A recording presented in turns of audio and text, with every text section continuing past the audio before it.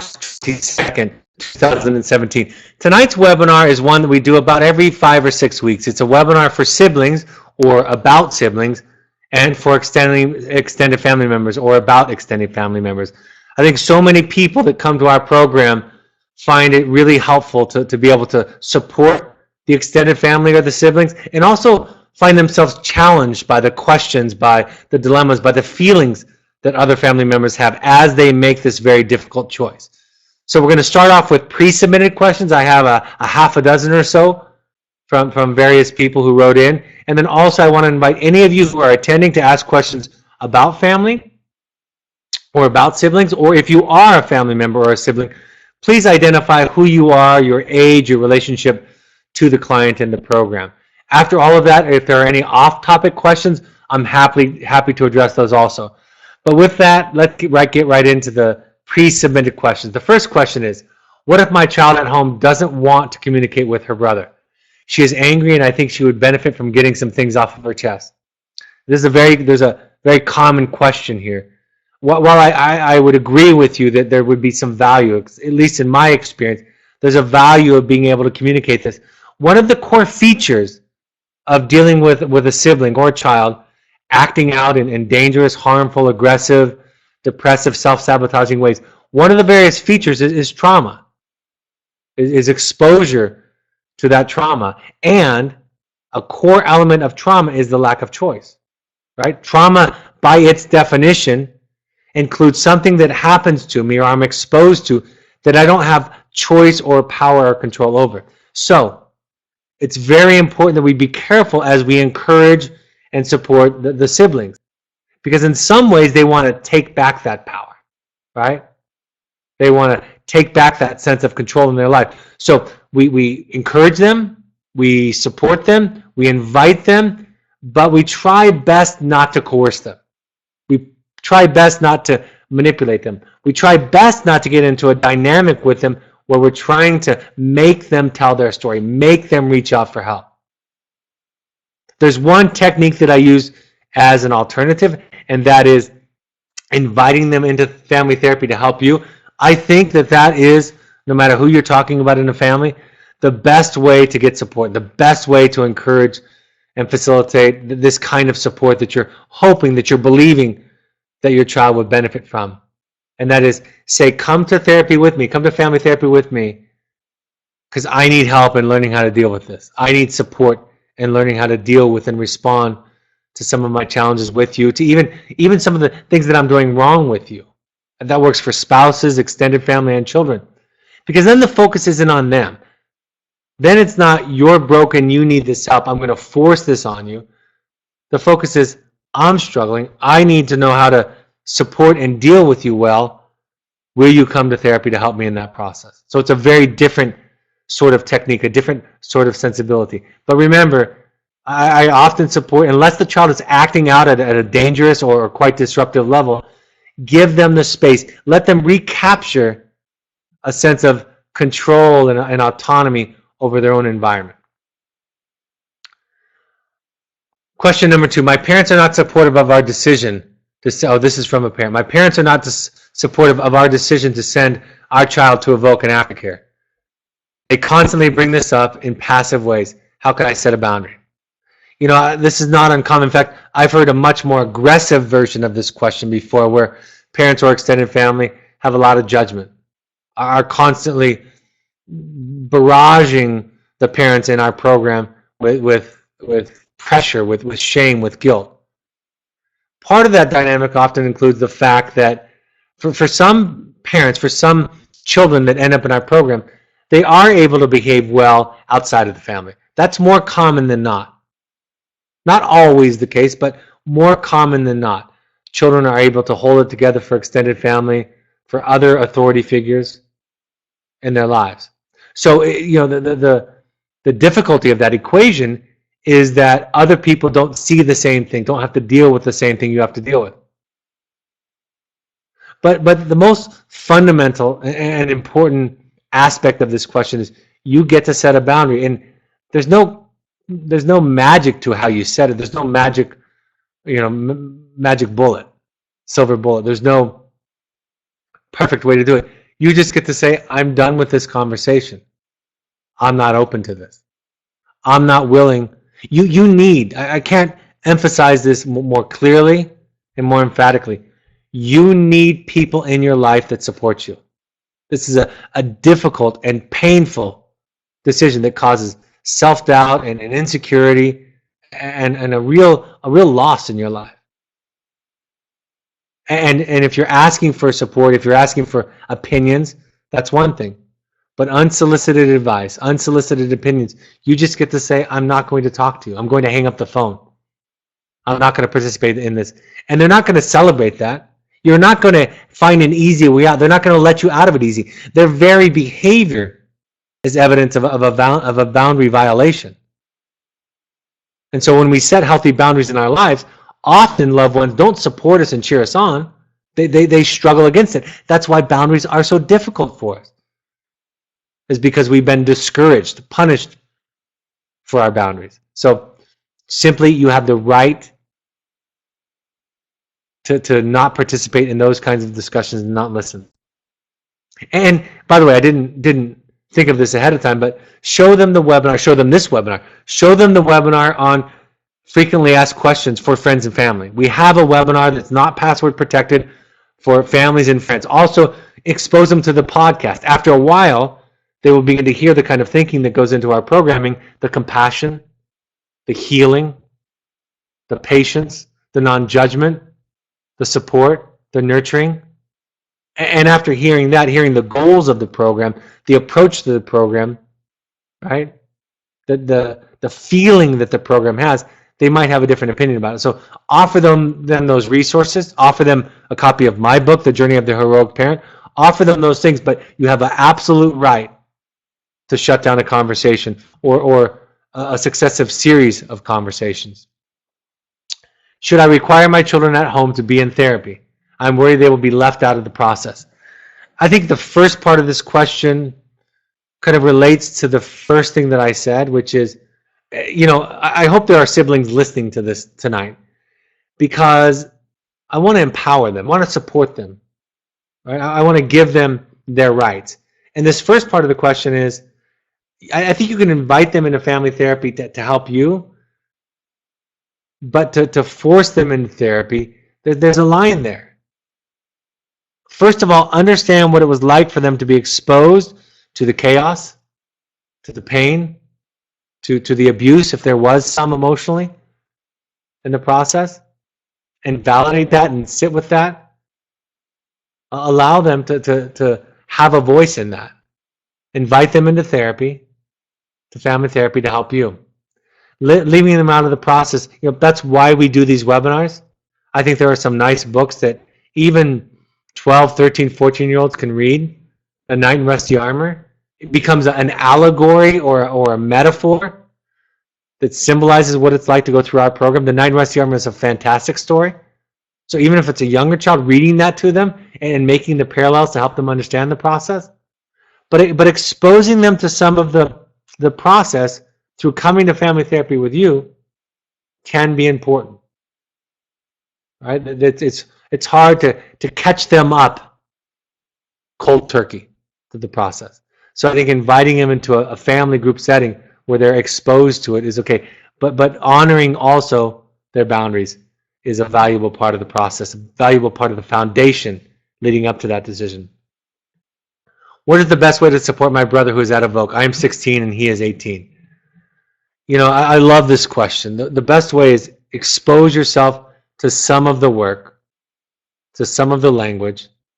Ask your parent for some of the assignments, maybe like the books that I just mentioned, if you're willing to read those. Watch a webinar or two. I love this idea. Ask your brother, what can I do to support you? What do you need from me? What would you like from me? I can't think of anything.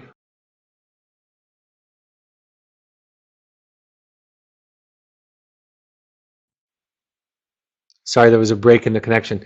Then to just simply ask your brother what he wants from you and how you can support him. That's maybe the biggest gift of all. And I'm going to tell a little bit of a little story right now because I think it illustrates something very valuable. 16 might be a little young to tell this story, but I think it fits. I had a young adult sibling call me in advance because it was going to be her first visit to her sibling in the program. And she asked me, what can I do? I'm afraid I'm going to say the wrong thing. I'm afraid I'm going to make a mistake. So what can I do to make sure that I don't do that I get it right? And I said to her, how about you just tell your brother that you're nervous? Tell your brother that you're afraid of making a mistake. Your brother, the one who went through Evoke, who now is in a therapeutic boarding school, your brother is so used to being the one who's making mistakes, the one who's the failure, the only one in the family that's quote unquote not having success. So for you to show up like that and say, I don't know, I'm scared, I'm nervous, I'm afraid I'm going to make a mistake, what a gift to him. How wonderful is it for a child in our program to experience that for the first time in a long time, they might be the one in the family who knows the most. What a wonderful, wonderful gift. And to make him feel not so alone in his struggle, in his anxiety, and his difficulty. I had a very, very similar to these ages years ago, a young man on the phone talking to his older brother. And according to him, his older brother was the perfect one. So his older brother's at home, at college actually. He's in my program. He's a 16 or 17-year-old boy. And he asks his brother this question. He says, how did you feel when I was mean to mom? And his brother started to answer. And he said, no, I wanted to know how you felt. What did it feel like to you? And his brother started to answer with some thoughts and opinions. He said to his brother one more time, can you tell me how you felt? And his brother couldn't answer the question with a feeling. And at the end of the phone call, after his brother got off, I said, how did it feel to you to know that you actually know more than your perfect brother? You actually know how to talk about your feelings better than your perfect brother does. And he said it felt wonderful.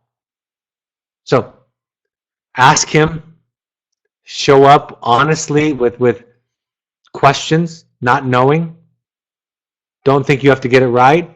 Expose yourself to some of the assignments or webinars or readings that your parents might offer to you that they feel like are appropriate for you to learn. So you start to learn some of the language, some of the things that your brother had to go through in this process.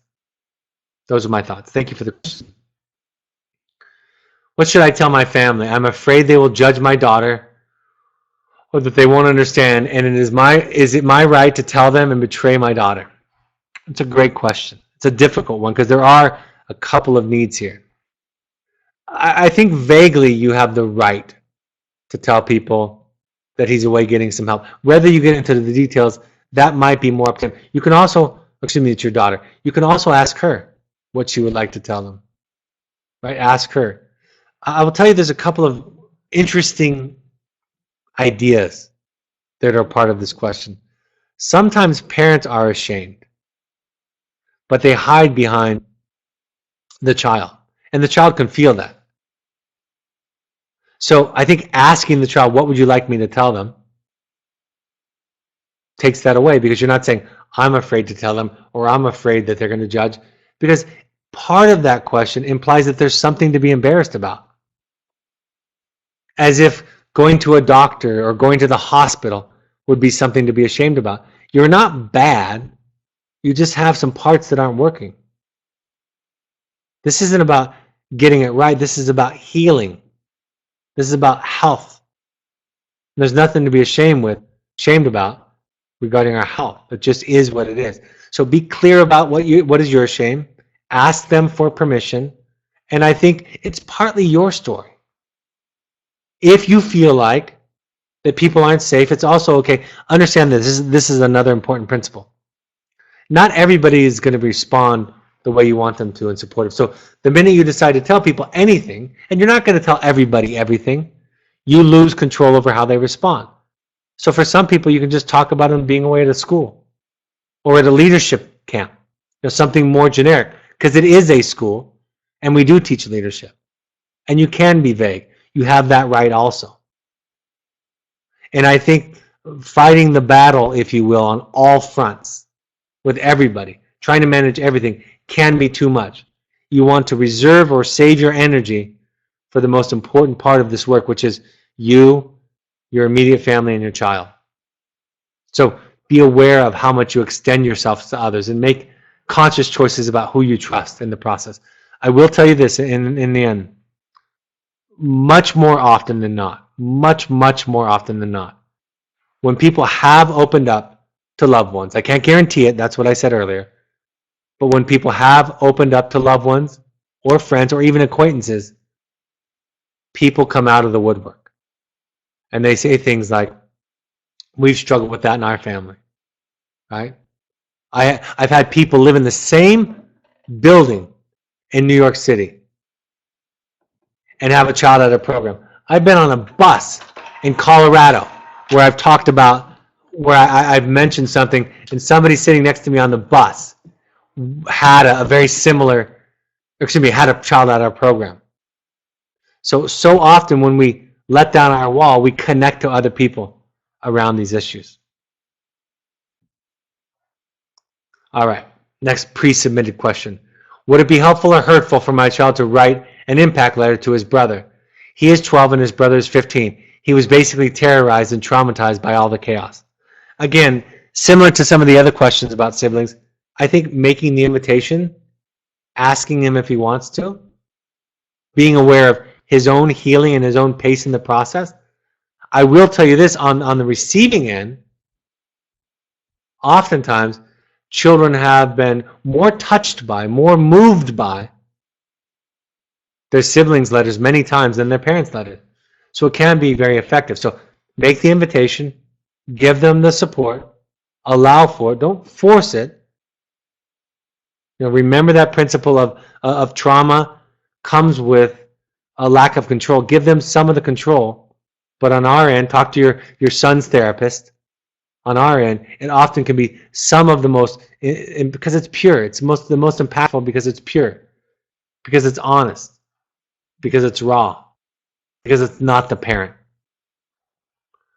What if my brother doesn't change when he gets home? 12-year-old sibling. There are going to be some challenges. This is not a fix. This is an invitation to a journey. And so hopefully you get the support that you need. Maybe you need to go to a therapist to get support so your voice is heard. Go to a therapist with your mom and dad. Talk to them about how it feels. Talk to them about what you need from them. That can be a helpful part of the process for you. That can be very helpful. I think a lot of children, I know I thought it when I was a kid, think about therapy, they equate it with getting in trouble. Therapy is a resource, and I can guarantee you, any 12-year-old who asks to go to therapy, you walk into a therapy session, that therapist is going to be on your side 100%. Is going to support you. And going to make sure your parents listen to you and to your needs. So ask your parents for what you need. Ask them for protection, if you will. Support and protection. In the big picture, to remember this is not a one-time fix. Family therapy might be needed. This is a springboard, a starting point for therapy. And if you look at Evoke, all of you, if you look at Evoke like a one-stop shop, like a solution, and we're done, because many of the children, if not, almost all of them, do very, very, very well with us. If you look at it as the cure, the solution, the end, the goal, it won't work. If you look at it as the starting point, the springboard, the invitation, it can be very, very effective. So those are my two thoughts about that. All right, I'm happy to take a couple of questions. This next question is from grandparents. The question is, what is the goal of this experience? I'm going to take them. There's three questions. Well, the second question is, how can we best help and support our grandson? We are close with him but live far away. What is the goal of this experience? It's therapy. It's healing. It's a timeout. It's an assessment. It's a stabilization. And then we try to heal. It really is traditional therapy. It's just done in an experiential, unplugged, outdoor, natural setting. So think about therapy, but think about it camping. And then think about all the lessons that come along with camping. There's the preface of my book, The Journey of the Heroic Parent, talks about this idea, this theory of wilderness therapy. That living in a primitive setting like out in the wilderness, teaches, with it comes lessons that are inherent in life, right? The example that I quote and I give is from a Harvard journal in the 1960s, where a woman says, "When I was young, I used to shell peas with my grandchildren, and now we can buy peas that are frozen or canned. And so I'm going to have to learn how to replace that activity with something else, because surely the only thing that wasn't happening, that was happening, I wasn't just getting fresh peas. Something else was happening. Milking a cow, working on a farm. We've become, in some ways, disconnected from the lessons of life, from the natural lessons of life. And so it's in a natural setting. It's difficult. You can't take anything for granted. It's a delivery method, right? It's a delivery method for traditional therapy for treating depression, substance use and abuse, anxiety, self-esteem, other areas of acting out. It's support and healing. It's not punitive, it's compassionate, and it's non-judgmental. And it's tough. It's challenging. And then the second part of the question from this grandparent is, how can we help and support our grandson? I think similar to the sibling, some exposure to the work. Some exposure to the webinars. Ask your children, the parents, ask them for some of their favorite webinars. Going back to the most common webinars, you'll look at some of these webinars that we list on every webinar as the most recommended webinars, the I feel statement, 8 tools for transforming relationships. There's a blog. If you go to our website, there's a blog on 8 tools for transforming relationship. You start to gain some of the language. And I think for grandparents sometimes, I remember this with my own grandparents. I think for grandchildren, a lot of time, there's a special kind of shame and guilt and fear of judgment from grandparents, because you're a generation away. And oftentimes, sometimes you were exposed to some of the behavior that led to the decision to coming to a book, but sometimes you weren't. And even with my grandparents, I was a pretty rebellious 16-year-old kid. I still wanted my grandparents not to see that. So just exposing yourself to some of this work, to some of these ideas, to some of the language, writing a letter, asking the therapist, of course, but writing a letter, talking about what you're learning. I cannot imagine a more wonderful gift than to say, I learned something by reading one of the assignments or the books or watching one of the webinars. I learned about the I feel statement. I learned about shame and guilt. I can't imagine a more precious gift that you could give to your grandchild and to your own children who are raising your grandchild. So thank you for the question. Next question is from a 15-year-old. After being in the wilderness for 2 months where he hasn't been exposed to his normal triggers, how will he deal with them after he completes the program? Great question. With great challenge is how I'll answer it. It'll still be challenging to him. He'll have tools. He'll have a new kind of baseline, meaning they'll have a new awareness of his strengths. I use this analogy. Some of you might be able to juggle 3 balls. I look at it like juggling. Right? I can juggle 3 balls. So wilderness therapy is like juggling 3 balls. You get pretty good at it. Juggling 4 and 5 and 6 balls is professional. It's another game altogether. And pretty soon your brother is going to be handed 4 and 5 balls when he's done with the program, or if he comes home after the program, or if he comes home after the Aftercare program. And he's going to drop them all. And what he needs most is, he needs firm boundaries, of course, but he needs patience and compassion and understanding. Not judgments, not reactivity, not statements like, you're just like you were before, because he's not. Or we're back at square one. He doesn't need that kind of judgment. He needs patience and understanding. And ideally, he needs as much support from everybody in the family as possible, including patience and including each member of the family looking at what they can do better, right?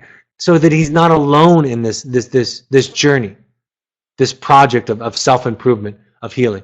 Everybody, even if you weren't struggling like he was, even if you weren't getting in trouble, what can you learn and improve on? That's what would be most helpful. That's how you can help him in response to his challenges and his trigger. And he will be triggered, and he will drop some balls. And that doesn't mean that he's gone back to the way that it was before. It just means that he's overwhelmed again. And he needs to learn how to pick them up, and he needs to learn how to juggle 4 and 5 and 6 balls. Thank you for the question. Next question. There are differences of opinion about how much to share with his 11-year-old sibling sister of a 13-year-old out of Vogue. Second week in. Guidance, share pictures, share letters, or quotes from the journey. I think all of those things are great. What I used to tell my children, I made it very simple. And my son went to wilderness when he was a teenager, and my children were much younger. This is my first child. I would say things like, he's just learning how to deal with his sadness. I told my children, all of my children when they were younger, that I work with the sad boys and girls, and I help them to be happier. That's a very simplistic way, but that's the way that a child might understand it. So you can talk about it in vague terms. You know, some of the pictures, some of the stories. I hope this webinar is helpful. You know, anything that you can do, anything that you can share with them from the program, including books, videos, songs even. There are songs on our YouTube page. Anything you can do to help them to be connected, to understand. There's even a video link to the play Wilderness. You can go to On Guard Arts, ENGARDE arts.org. And there's a clip there about the play that played in New York based on our program called Wilderness. Give them some exposure to that. It's songs, it's stories. Look at it yourself, make sure it's appropriate, but you can start to just expose them to that and respect their boundaries at the same time. So general is okay, general is better, and then just kind of measure where they're at, how comfortable they feel. Respond to questions. There's always that idea in therapy and child development. Respond to questions first. Don't give them more answers than they ask for. That's a way of kind of respecting their pace, their speed. What percentage of kids go on to Aftercare? And when is that determination made? Is it recommended if this is the second time in wilderness in less than a year? Generally speaking, about 65%, 2/3 of our clients and students don't go to home or independent living after wilderness. That's about on average. Other than that, every case is different. And being in wilderness twice isn't necessarily mean that they're not. Maybe it means that they're going to thrive with more structure than home can provide. See, what we know about treatment programs, what we know about wilderness programs, what we know about all of this is it's not a punishment. It's not something that we do to get rid of our children. It's something we do because it's what's best for them. It's what they thrive in. I don't think high school is perfect for everybody. And when I visit the local high school, public high school, which I've done many times to visit my children, to walk down the halls, I don't see children that are happier than the children that I see at some of the therapeutic schools that I go to and that are having more success. Now, I admit it. Most all children would say, I want to go home. I want freedom. That's true. But sometimes a parent has to make a decision that they know is best that a child doesn't like. And that's hard and painful and a lonely place to be. So about 2/3, the decision is made on an individual basis. And the last thing that I'll say is my theory coming into this work as a family therapist, and that's my title. I'm a licensed marriage and family therapist. My idea coming into this was all children should go home. That was my idea. So theoretically, I'm likely to want to do that. Experientially, because of my experience, because of 22 years doing this, my experience tells me that that's often not the best next step for any age of a child. That they thrive, do better, have more success, the family's happier and more connected if they go to an aftercare setting. So that's my experience. That's what 20 plus years has taught me. Well, I'm going to go on to other events. If there are any more questions, we're out of any more questions, but if there are any more, I'll pause before we end. We would like all parents, and if siblings want to go to Al-Anon, CODA, Families Anonymous, Nar-Anon, or Alateen. You can look those websites up on the internet, and you can find a meeting in your area. Or go to NAMI.org, NAMI, and find resources and classes in your area. You can subscribe to our podcast on Apple iOS devices. You go to the podcast app and search Evoke Therapy Programs. And on an Android device, you download the SoundCloud app and search Evoke Therapy Programs. Follow us on Twitter and Instagram, even for those family members. Follow us on these social media platforms if you're on social media. That's just a very simple way to get connected. You can go to Facebook and search Evoke Therapy Programs. You can go to the Second Nature Alumni Foundation on Facebook and learn about ways to help people who can't afford therapy, or go to our blog. My book, The Journey of the Heroic Parent, based on my experience with wilderness therapy, and it's really for all families, it's really for all people. It's the journey we go on as we deal with family members and loved ones who struggled. You can buy it on paperback on Amazon. You can also buy an audio version. Go to the Parent Alumni Foundation book page on Amazon. You can buy my book or other books, and a percentage of the proceeds goes to the charity for people who can't afford therapy. If you're in Los Angeles, San Francisco, Orange County, New York, Seattle, Chicago, I'm going to be there in the next couple of months. Email Andrea at evoketherapy.com to RSVP for any of these dates. I'll be in Los Angeles this Sunday, in San Francisco Bay Area this Monday night, Orange County next month, New York and Seattle and Chicago in May. Any family member is welcome to come to that. We want all current family members to go to a workshop if they can while their child is with us. That's an invitation it's a wonderful, experiential, multi-family group experience. And you can combine that with a visit to the field with your child if your therapist thinks it's appropriate. If you want to do deeper work, come to our Finding You intensives. I just finished an intensive today. We have the next one is April 28th. We have a waiting list for that right now. So if you want to get on that, please sign up for that right now, because right now it's a waiting list. April 28th through May 1st. And then we're going to do an outdoor one in May at the Oasis, which is an experiential outdoor camping one for individuals. That's for any adult. You don't even have to have a child at Evoke. In fact, it can be for a young adult. If you want to do deeper work and look into your issues, these are the ones that I facilitate. And you can email intensives@evoketherapy.com. Our pursuits programs are for families or young adults. They're high adventure, any kind of high adventure trip that you can imagine. You can book that for your young adult or for your family. Go fly fishing, kayaking, mountaineering, international. You can do anything and have kind of a therapy light, sober fun, family fun experience with some therapeutic support. All right, folks, it looks like there are no more questions. The next webinar will be next Tuesday, March 28th at 7 p.m. That'll be 7 p.m. on the 28th. We'll let you know of the topic in the next couple of days. Thank you for joining us. I hope this was a helpful point of contact for our regular families and for any of the siblings or grandparents or extended families that joined. I hope it was a point of contact for you, a point of connection for you and your loved one. Have a great week, and I'll talk to you next week. Take care. Bye-bye.